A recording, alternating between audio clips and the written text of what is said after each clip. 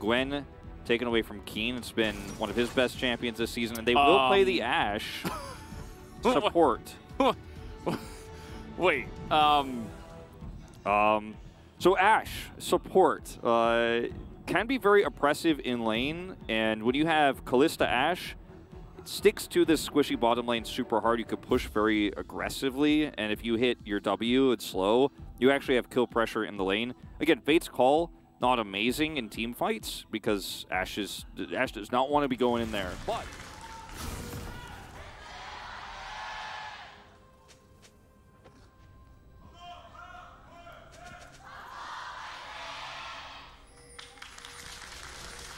so we've kind of laid out what these two teams are trying to do. Again, invade.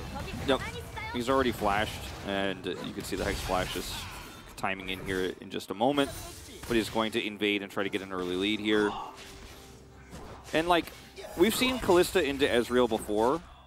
Okay, this is not true, but this is not really true, but It's not really true, but technically the first time a support player is playing it. So anyway, the way that Ashe works when you have a Kalista while you're pushing and stacking up those Rens and starting to put the pressure on an Ezreal potentially is that she just slows you and then you're actually dead, like guaranteed, because you cannot escape, and then she gets her empowered autos, and then Look at them, they're like, wait, where's Poppy? Where's Poppy? I mean, Elim is coming down. There he is, and Teddy is going to flash away, but the damage is already coming in. The Ignite used, as in they go. The last auto will secure the kill. He's not here in time. Elim is not here in time, and this is so... It's too late. And yeah, he did use his flash, like we pointed out earlier, to get over the Dragon Wall, so this is not seen. Has the perfect charge here. And just calling for the Kalista pick. 야, 비에고 여기 있었어. Watch out, Viego is here. 그러면 정글이 안 끝났고. And now this lane is really comfortable. As okay, skirting all the way down here. They have that control ward, so he can get through that brush safely there on the bottom side without being seen. And so this is trying to bait a gank from Elim as they push really hard, and then Peanut's here for the counter gank. Completely unseen. Remember, they set up this control ward vision here in the river too, so Elim has no idea. It's like he's got map hacks. Like, how does he know exactly where their vision is? It's insane. And he's just going to put the two of them in together. Do they have the damage, though, is the question. Teddy gets low. Peanut will take him down. Teleport is forced, and at the end of the day, Ruler and Peanut will go down for this dive. Okay, well, this was not as great of a play here, unfortunately, for Gen G and Peanut. And there's not going to be a contest here whatsoever. Chovy, looks like he's just helping to clear up some vision there on the bottom side, and we'll rotate back in. So giving up this Herald again. Nice try. Meanwhile, Chovy's just going to get a solo kill, question mark? Yeah, he almost got a solo kill, and now Doran comes down with Meganar. I mean, this is perfectly timed. And Guangdong are just going to... They're going to deny this. Yeah, they're going to pick it up here. Chovy does pick this one up, and a double kill on everything else. Oh, man. If Chovy doesn't win that trade that hard as well, like maybe the Lissandra is in this fight. And yeah, notice on the side, Lissandra is dead, basically, because of Chovy. And he was like, I missed my ult. Oops. Oh, no. Anyway. Call an ambulance, but not for me. Oh, they pick up the Herald. It's given over to Chovy, and it's playing like owner from yesterday. Just almost feels silly. Is Doran gonna come over here with Peanut? Does not have the CC. Yeah, nice denial from Keen. With the Bella's breath, but yeah, just a little. Excuse me. Well, he takes a 30 CS lead against this Ornn. All right, Chovy might be in some trouble. He misses his ult entirely, but he has Cleanse again as Peanut is right there. Fate has no follow-up and a solo kill on the top side. You gotta be kidding me. It's like Guangdong Freaks are falling through the ice right now. Yeah, I mean, this is like how aggressively and successfully. There it is. Oh, buying an item over there? Can't catch your minions? Oh, sorry, my Narbar's up. You want to keep your turret? He's a bully. He's just straight up a bully. He's got the vision to back it up. He knows LM is nowhere near. Meanwhile, Chovy, yeah, I missed my ult on purpose, by the way, because I'm going to dash over here. Peanut, send you to Timbuktu. We turn this one around.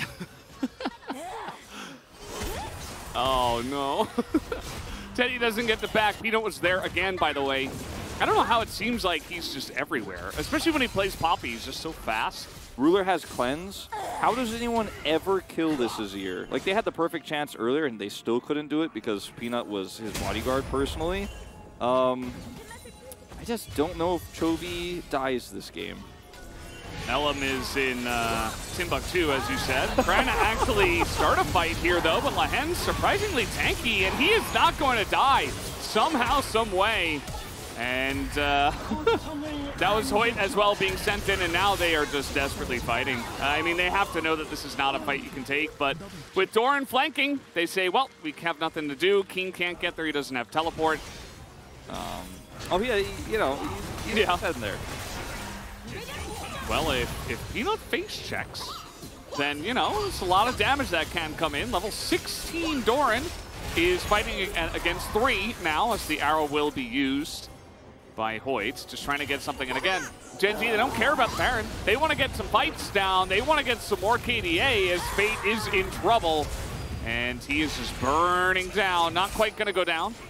As Ruler in mid lane, I feel like he was almost looking for an angle to get in there, but just decides to settle for the mid turret. They will have to settle for that, unfortunately. You know, Kwangdong haven't died. Yeah, no, it's been 9-2 for a very long time. Like I said, I think they're delaying the game as well as they possibly could. And I think some of the safe itemization for Genji slows down the push. Here we go. They're going to try to get Doran, but he hops away. There's the Fate's call. The Ash actually goes in there. Now the Berserk is going to hit 4 of them. And that is immediately the, you know, exit game button, essentially, after you get bopped in one of those single-player games. And Gen Z, they take down 2 inhibitors, and now maybe they'll take the Baron.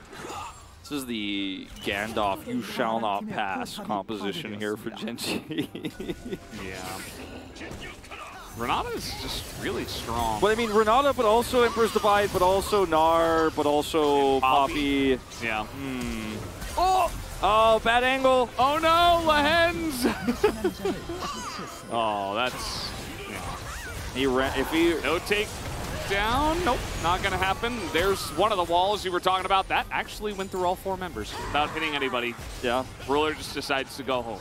And then the stopwatch as he gets rended. Oh, what is happening here? Oh, no. He went the whole game before this on Ashe support without getting caught out like this. True. Before this moment. Until that moment, it was a very clean, squishy support game for Hoyt where nothing went wrong. That's his 2nd death of the game, okay? And all next side. Yeah, usually Ashe is the one who's finishing the tutorial. Yeah. Not this time. She's on the opposite side now. Getting a taste of her own medicine. As, yeah, King can't even frontline. Just going to be popped down as finally we get an engage here. Doran looking for the takedown. He will get it at the last possible moment, as the Nexus will finally fall right at 29:45-ish. 1 second slower. If Kwangdong Freaks reverse sweep this series after... Don't do it. After being totally destroyed in that game time is, I don't think, actually correct, but after... No, it goes slightly over the Nexus, the actual Nexus death. 5 seconds over. Because you have a Sejuani, you have a Wukong who's going to have all those additional resistances. Sylas, of course, will be able to steal the Gnar away and become somewhat of a frontliner himself in these fights.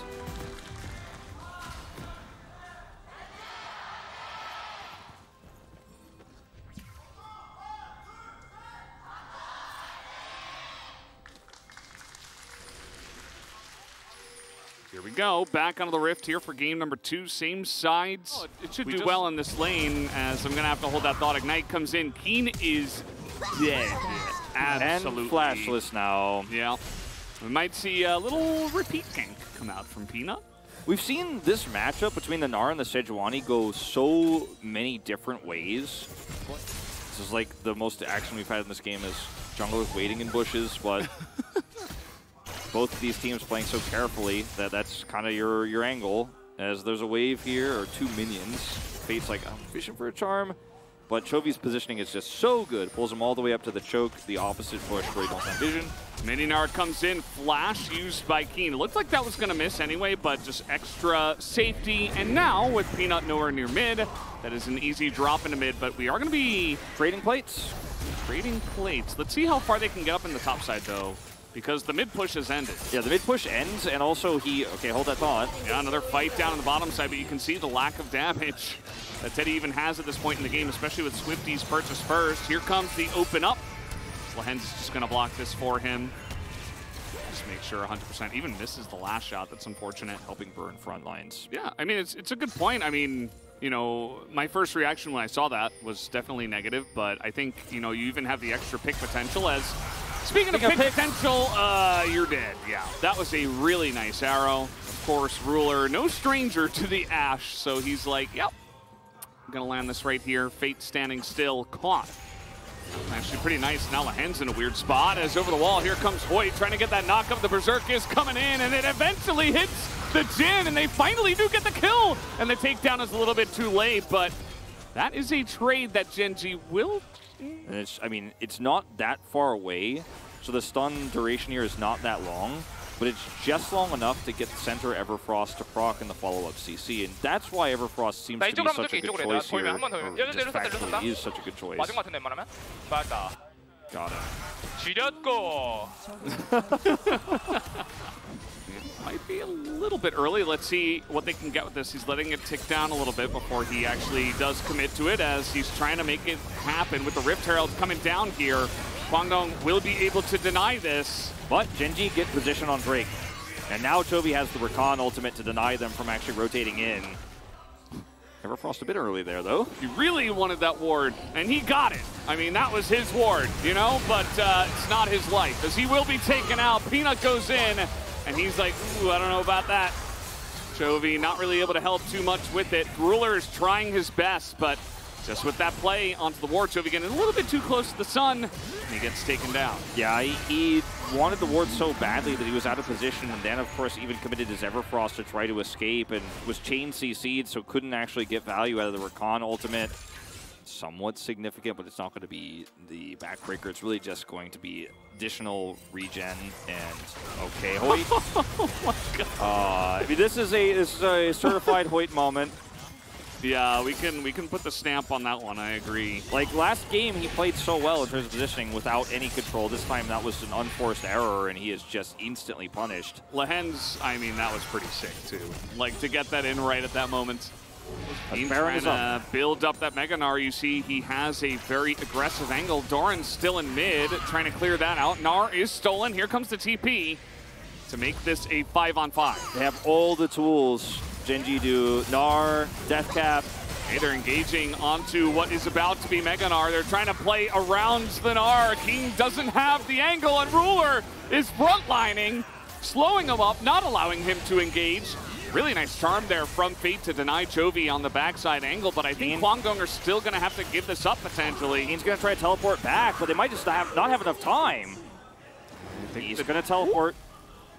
Okay. Gen G will respect it, but now there's no Mega Gnar. As the arrow comes out onto the jungler, and they say, nope, here comes the Rakan, but a little bit too little. So a massive Gnar into the wall. Chovy gets it down. And they were just waiting for the one moment, and they get it done perfectly. Yeah, and I think Gen G also, at the same time, were like, I guess we got away with this again. We kited away, let's go back. But then Chovy sees the angle. He still has his Gnar ultimate.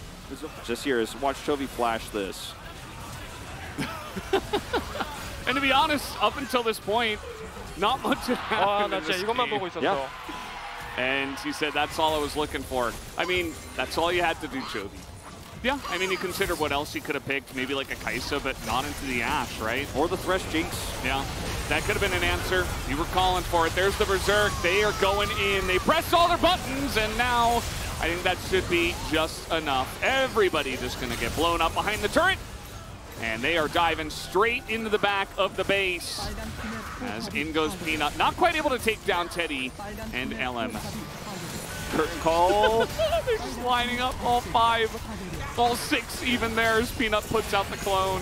The curtain call just blocked, like, they're not dominoes, they're just going to eat that damage. Oh! Yeah. Well, that's going to be the end of this one, guys. Gen G, they found their moments. Took them a while this time, but it was calculated, actually. As down will go the Nexus, that's going to be the end of this game. They get it done in 32 minutes as Gen G will take yet another destructive, dominant 2-0 in the LCK Summer 2022. How one-sided it was in those moments of vision control and the oppressive way Genji pushed them around on side lanes. You know those war rooms where there's like the general and there's a bunch of people standing around? Like, I feel like that's Peanut, and he's like telling Chovy, like, all right, we're gonna move here. He's like, he takes that like almost shuffleboard thing, and he slides Doran across the map. He's like, Doran's gonna push over here, and he's like, Thank you very much, guys. This is Jisun for the POG interview translation, joined by Chovy, Peanut, another mid-jungle duo POG interview of the day. Clean 6-0 LCK run so far. How do you feel? I'm happy that we made it to 6 straight wins, and we are getting a day off tomorrow, so I'm glad that we are able to start off our break with a victory. Yeah, same, you know. I'm getting a break tomorrow, so I'm so happy that we are able to end the long schedule with a win and head home. Guangdong Freaks is actually a team that took down T1, so tell me about the process of this preparation into this matchup. For sure, I could kind of tell that they really prepared so hard on their draft. So, I mean, even like imagining us being T1 in that matchup, I believe we would have also lost the series. So it was a relief for us that we were able to actually have a sneak peek of their strategy and kind of prepare against it. Now, I want to ask you about the early gank on the bottom lane on Boppy. It was a very fast first blood. In scrims, I was trying out a lot of different kind of jungle paths for the early ganks. So I kind of realized that the opponent bottom duo are really strong in lane. So I really wanted to make a play early in order to kind of buy more space or create more space for my team. But I was not looking for a kill, to be honest. I was just wanted to kind of add pressure to the bottom lane, but we ended up getting the kill. So we were able to get a huge lead early on. And whenever you get to play Boppy, you play around the bottom lane and get a lot of points. Is that about Boppy being so good, or is that about you playing it so well? It's not. It's neither of those, you know. Whenever I get to play Boppy, it's my bottom duo trading really hard in order to make the angle for me to kind of see the angle to gank bot. In the previous interview, I actually wanted to ask you this.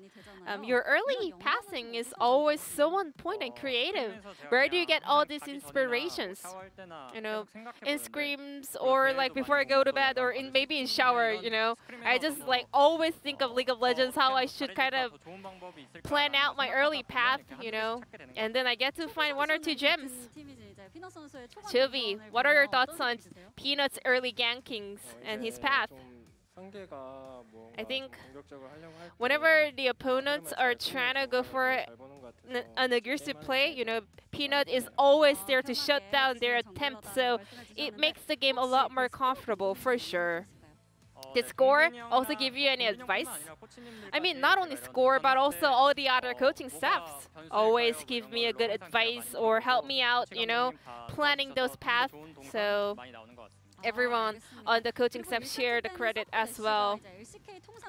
And we had the first ever support Ashe in the LCK history. And you were building some armor items.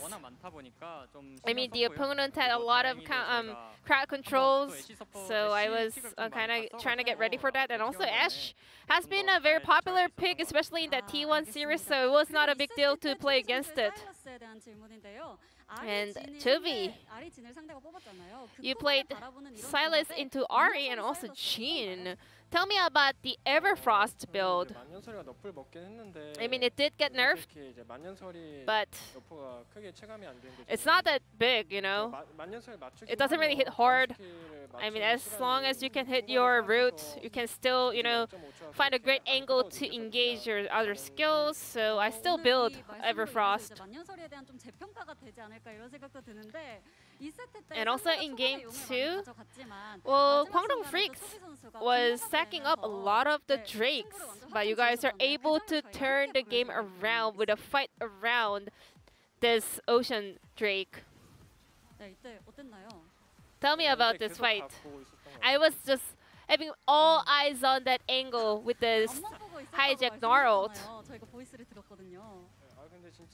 And yeah, in the voice comm, we could hear that you were saying, this is all I was looking for, you know, that Gnar angle. Peanut, what did you feel after Jovi made that play? I thought we had a great angle to take team fight, but I was not, you know, expecting that much of a wombo combo and like montage moment.